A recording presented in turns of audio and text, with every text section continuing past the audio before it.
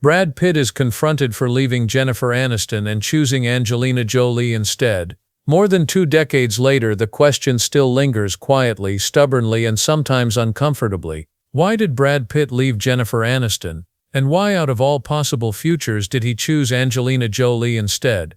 The divorce that ended Hollywood's most beloved marriage in 2005 was not just a celebrity breakup, it became a cultural reckoning. To many, Jennifer Aniston represented familiarity, stability, and emotional safety, the America's sweetheart archetype. Angelina Jolie, on the other hand, embodied risk, intensity, and transformation. When Brad Pitt walked away from one and toward the other, the public didn't just observe, they judged. The marriage the world wanted to believe in. Brad Pitt and Jennifer Aniston were married in the summer of 2000, at a moment when Hollywood seemed to pause and collectively approve. Both were at the absolute peak of their fame. Pitt, the enduring symbol of charisma and artistic credibility; Aniston, the face of warmth, relatability, and a new kind of television stardom. Together they looked less like a celebrity couple and more like a carefully balanced equation. Beauty matched with ease, success paired with stability. Public appearances reinforced that illusion. In interviews they appeared playful and emotionally synchronized, often finishing each other's sentences, laughing with a kind of comfort that suggested deep familiarity. They spoke openly though cautiously about children, always framed in the future tense, always someday. There was no urgency, only the quiet confidence of a life unfolding at the right pace. For years the public poured its own hopes into their marriage. This was not just admiration, it was projection. Brad and Jennifer became symbols of a relationship many people wanted to believe was possible, one that survived fame, temptation, and pressure without losing its softness. Their marriage felt safe, it felt normal, almost reassuring in an industry known for instability. In a world of dramatic breakups and tabloid chaos, they represented something rare, predictability that didn't feel boring. But predictability can be deceptive. Behind the polished photographs and effortless smiles, something subtle was shifting. Not a dramatic collapse, not a public conflict, just a quiet sense of emotional drift. Years later, Brad Pitt would reflect on that period with unusual honesty. He spoke of feeling unfulfilled, restless, and increasingly disconnected from himself. The life he was living, he admitted, felt curated rather than chosen. Pitt described himself as becoming dull, not in talent or success but in spirit. He was trapped in an image he had helped create, a version of himself that was admired, desired, and endlessly validated, yet strangely hollow. The marriage, while loving, existed inside that same framework. It functioned smoothly, but it did not challenge him to grow or confront uncomfortable truths about who he was becoming. This was the quiet contradiction at the heart of the relationship. To the outside world, everything looked right. But internally, Pitt was questioning whether right was enough. He wasn't unhappy in a dramatic sense, he was emotionally stagnant. And stagnation, especially for someone wired for movement and meaning, can be more dangerous than conflict. The tragedy of that marriage was not betrayal or scandal, it was misalignment. Two good people, living inside a story the world desperately wanted to preserve, slowly drifting away from the selves they were supposed to become. By the time cracks appeared publicly, they had already existed privately for years, hidden beneath admiration, expectation, and the heavy weight of being the couple everyone needed them to be. The arrival of Angelina Jolie. Then came Mr. and Mrs. Smith. Angelina Jolie entered Brad Pitt's life not simply as a co-star, but as a disruption. She was not an escape from what he had, she was a confrontation with everything he had postponed becoming. Where his life felt carefully managed, hers appeared deliberately uncontained. Jolie carried chaos openly, political opinions spoken without filters, emotions worn without apology, and a life already shaped by transformation rather than stability. She was at that time a woman defined by reinvention. Actress, activist, mother, humanitarian. None of these identities felt fixed or performative. Jolie moved through them as evolving chapters, not labels. She spoke publicly about war zones and refugees with the same intensity she brought to her work on screen. Purpose for her was not theoretical, it was lived. The chemistry between Pitt and Jolie was immediate and impossible to ignore. But what unsettled Pitt most was not desire, it was recognition. Jolie reflected back the parts of himself he had silenced, the urge to matter beyond image, the hunger for meaning beyond success, the instinct to engage with the world rather than simply exist comfortably within it. In Jolie, Pitt encountered a version of life that demanded participation. She asked questions that did not have easy answers. What are you doing with your influence? What does responsibility look like when you have power? Who are you when the applause fades? These were not accusations but invitations, dangerous ones. because answering them required movement, and movement meant abandoning safety. At that moment Pitt's life was stable, admired and emotionally restrained. Jolie represented the opposite. She embodied intensity, risk and moral urgency. Where he felt emotionally still, she was in constant motion. Where his world felt predictable, hers was volatile and alive. This was the true beginning of the confrontation, not in tabloids or headlines, but inside Pitt himself. To be drawn to Jolie meant acknowledging that something in his own life felt incomplete, not broken, incomplete, and that realization carried guilt, because leaving comfort in search of meaning is rarely viewed as noble when others are content with what exists. The world would later frame the story as a scandal, a betrayal, a simple choice between two women, but internally it was something far more complex, a reckoning between stagnation and transformation. Jolie did not steal Pitt away from a marriage. She disrupted a narrative that had already begun to collapse under its own weight. She embodied the question Pitt could no longer avoid. Was he willing to remain the person everyone loved, or risk becoming someone he had not yet fully understood? And once that question was asked, it could not be unanswered. The arrival of Angelina Jolie marked the end of illusion and the beginning of unrest, not because she promised happiness, but because she demanded honesty, and honesty, when it arrives too late, rarely leaves anything unchanged. The choice that defined a reputation. When Brad Pitt and Jennifer Aniston announced their separation in January 2005, the public narrative hardened almost instantly. Complexity collapsed into symbolism. Pitt became the villain, the man who had everything and still wanted more. Aniston became the abandoned wife, dignified and silent, the embodiment of undeserved loss. Angelina Jolie was cast as the other woman, her presence reduced to a single unforgivable role regardless of timelines, explanations or facts. The story was easier that way. For years Pitt was confronted everywhere he went. In magazine profiles, red carpet interviews and late-night jokes, the question followed him relentlessly. How could you leave Jennifer Aniston? It was asked as moral indictment, not curiosity. The public did not want understanding, it wanted accountability. Someone had to carry the weight of disappointment, and Pitt became the vessel for it. What was rarely asked, because it was far less comfortable, was a different question altogether.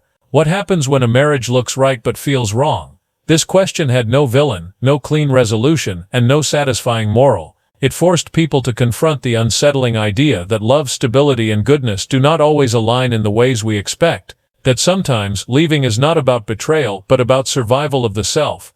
Pitt never framed his decision as choosing one woman over another. In later interviews, stripped of youthful defensiveness, he spoke about choosing a different version of himself, one that was more awake, more engaged, more willing to live with discomfort rather than anesthetize it with routine and approval. He described a man who had been drifting through success without intention, numbing himself inside a life that looked enviable but felt hollow.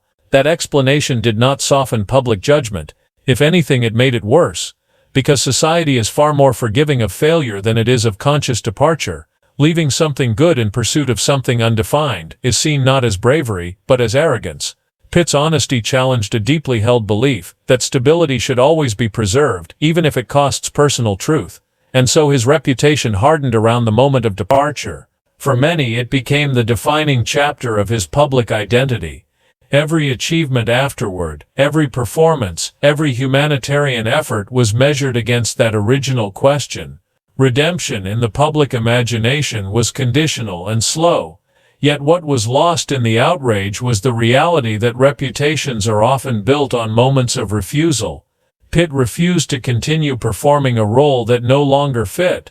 He accepted the cost of being misunderstood rather than the comfort of being admired. The choice did not make him a hero. It did not make him innocent. But it made him honest in a way that fame rarely allows. In choosing transformation over preservation, Pitt learned what few public figures ever do, that the most defining decisions are not the ones that earn applause but the ones that force you to live with the consequences long after the noise fades. And that choice, more than any role he ever played, became the one that defined him. A love that burned brighter and harder. Life with Angelina Jolie was never meant to be quiet. It unfolded at full volume, expansive, chaotic, and deeply consuming. Together, Brad Pitt and Jolie built not just a relationship, but an entire universe.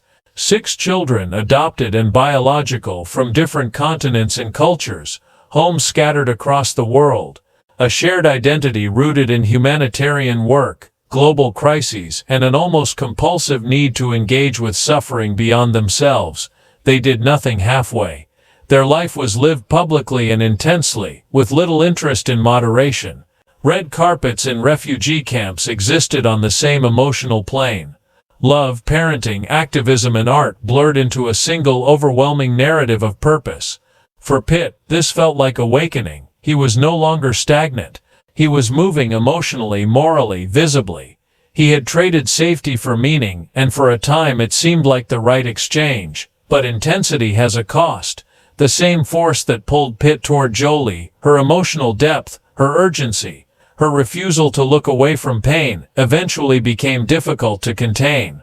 Living at that altitude required constant energy. There was little room for rest, reflection, or emotional repair. Old wounds were not paused, they were amplified. Years later, the relationship began to fracture under the weight of unresolved trauma, addiction, and emotional volatility. Pitt would later speak openly about his struggles with alcohol, describing a period of self-destruction that coincided with the unraveling of their marriage. Jolie, too, carried her own history of trauma, loss, and relentless responsibility. Together, those unhealed parts did not cancel each other out, they collided. The love that once felt transformative became consuming. What had once been movement began to feel like chaos without direction. Purpose turned into pressure. Passion hardened into conflict.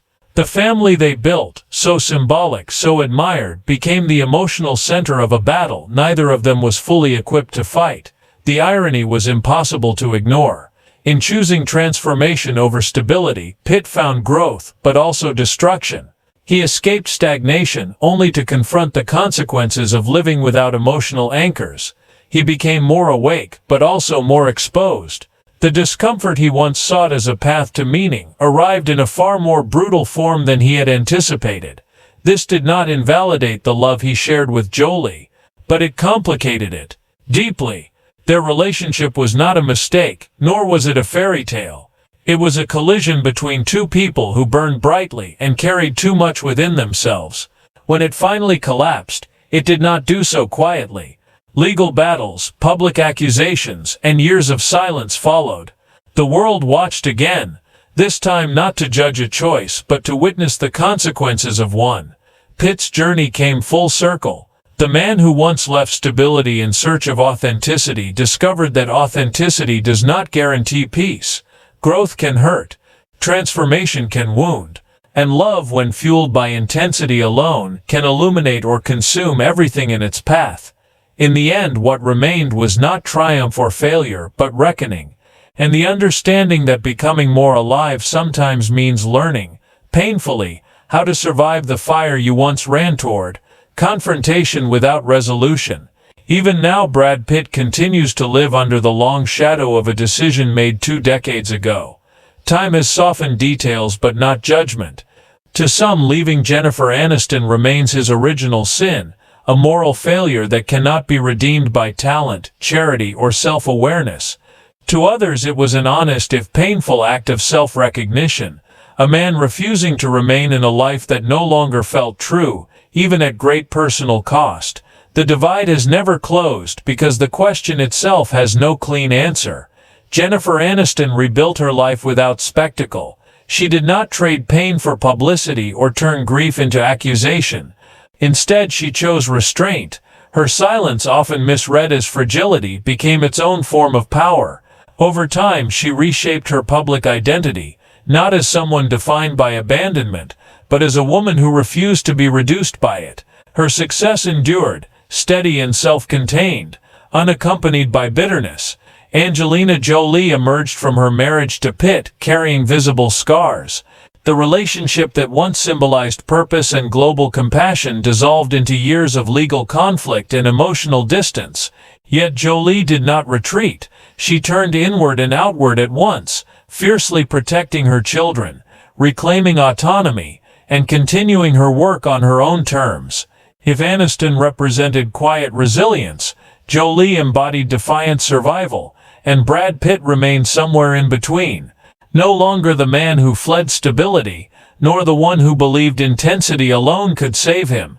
In interviews, his tone shifted from justification to reflection.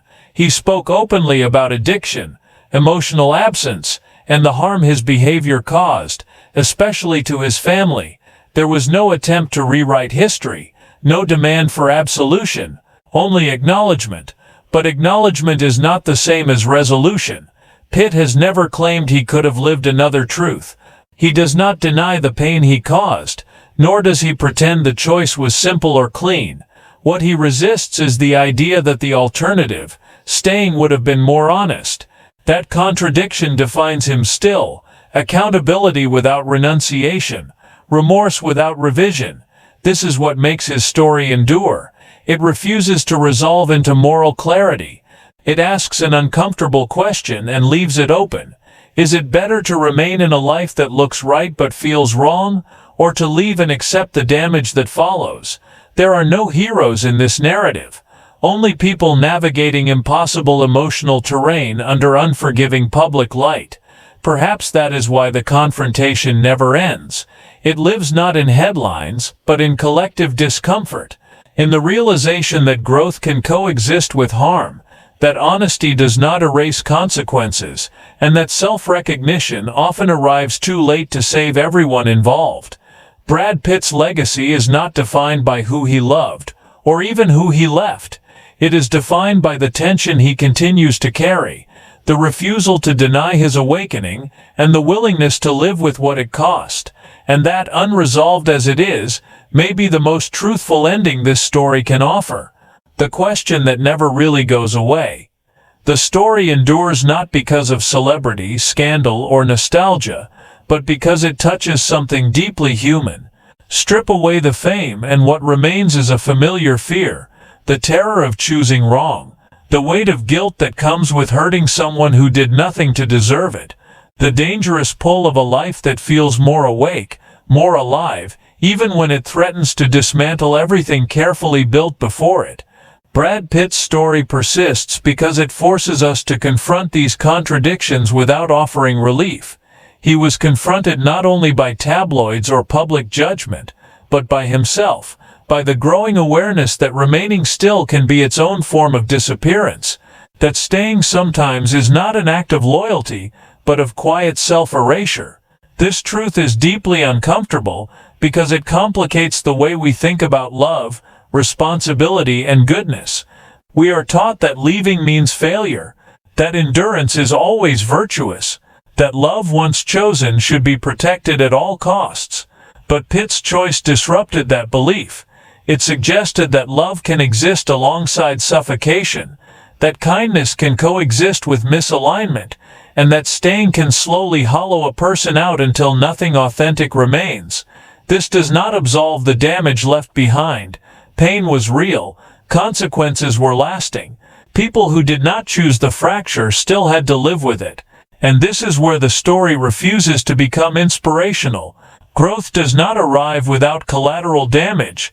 Self-awareness does not guarantee moral clarity. Choosing yourself may save one life while shattering another. That tension is why the question never goes away. Sometimes people do not leave because they stop loving. They leave because love alone is not enough to sustain a self that feels increasingly invisible.